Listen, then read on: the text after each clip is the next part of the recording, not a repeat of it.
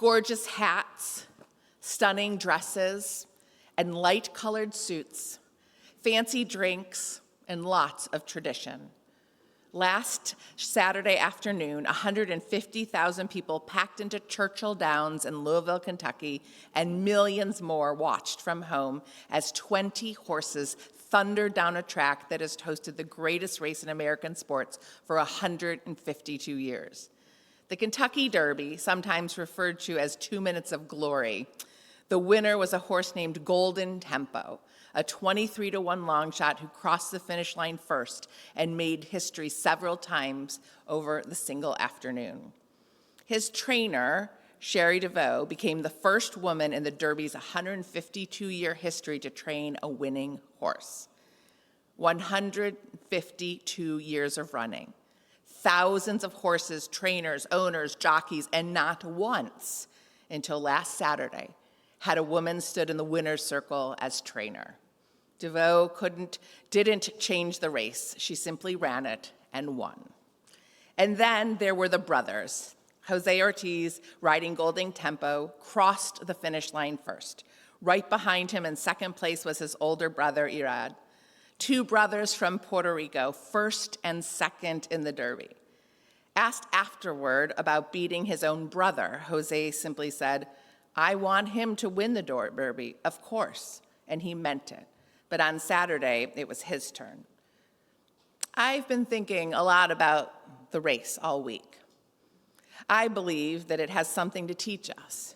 And because of this week's Torah portion, the double portion, Bahar Behukotai, I think also has something to say about it.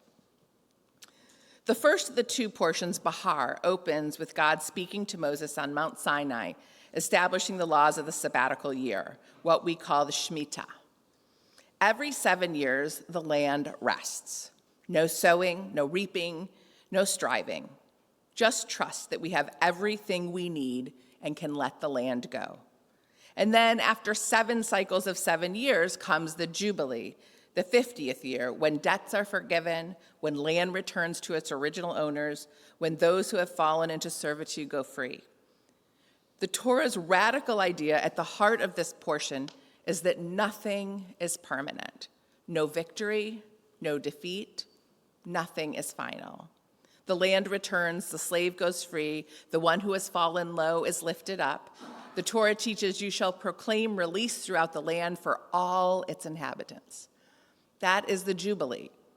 And I saw something like it at Churchill Downs last Saturday. Behukotai, the second of the two portions, opens with the conditional phrase, "If you follow my laws and faithfully observe my commandments, I will grant you rains in their season." As Reformed Jews, we don't read this as cause and effect. We know that good people suffer and that the wicked sometimes prosper. But we don't discard this text either. We read it as a covenant of intention. When a community commits itself to justice, to caring for the vulnerable, to honoring the rhythm of rest and renewal that Bahar demands, something shifts.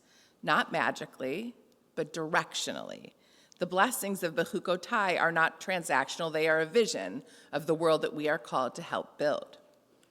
Sherry DeVoe showed up. She worked really hard. She brought her unique skills and abilities to an industry that had not made room for her. She prepared Golden Tempo with care and confidence, and on Saturday, her horse ran his race, and history was made. The same can be said about Jose and Irad Ortiz, two boys who grew up together in Puerto Rico, who learned to ride together, who dreamed together, who now compete against each other on the grandest stages in their sport. Jose had tried 11 times before to win the Derby. 11 times. And on the 12th attempt, everything came together. There's something deeply Jewish about this image. Our tradition is full of stories about brothers, Jacob and Esau, who competed bitterly for a birthright and a blessing, who eventually, after years of estrangement and pain, ran towards each other and embraced. Joseph and his brothers, whose story of jealousy and betrayal became one of forgiveness and reunion. In each case, the pain and rivalry was real, but so was the reconciliation. Jose and Irad They were competing at the highest level, and when it was over, Jose's first instinct was not to gloat, but to say, I want him to win too. And Irad, in that charged moment, after crossing the finish line, reached out to grab his brother's arm. Two brothers from Puerto Rico, first and second at the Derby, holding on to each other. Irad understood something that took Jacob and Esau decades to learn, that his brother's excellence did not diminish his own, that there was room for both of them at the finish line, even if only one could cross first. Bahar also contains one of the most quietly powerful commandments in the Torah. When your neighbor falls, v'hazakta, strengthen him, hold him up. The rabbis understood this to mean do not wait until someone has hit the ground. Help them while they can still be steadied. Prevent the fall rather than merely mourning it. I highlight this as an illumination of what Sherry DeVoe accomplished. For 152 years, the Kentucky Derby did not have a female winning trainer. Not because women weren't capable, but because the structure of the sport, the pathways to opportunity, the networks of mentorship and ownership and access were not built with women in mind. They were not friendly to women.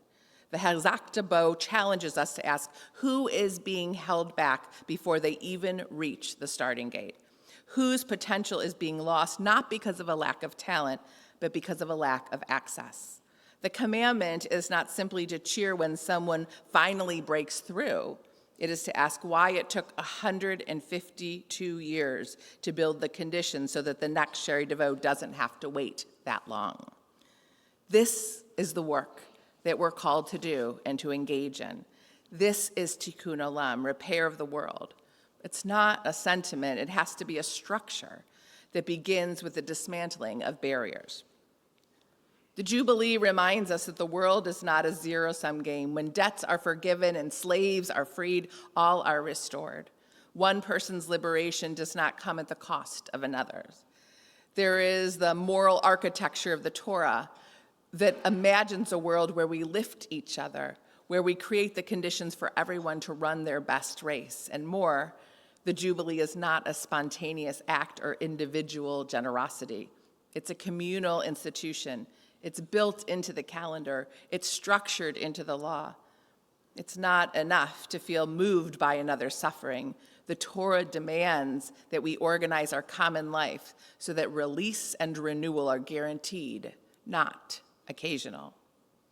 So you see, Bahar and Behukotai, these Torah portions, this double portion at the end of the book of Leviticus, just as we're about to enter Bamidbar and enter into the wilderness, it's about figuring out who we are as people in long stretches between receiving the Torah and then living it out. That's in many ways what we're always doing. We've not yet arrived. We're still running. We're still building the communal structures that make it possible for the long shot to win, for the door closed for 152 years to open, and for the brother who waited 11 years to finally have his moment. Our tradition asks us to show up, to work hard, to bring our unique skills and abilities together with others and do the important part, the work of adding goodness and blessing to the world. May we do so, hand in hand, heart to heart, one holy and sacred community. Amen.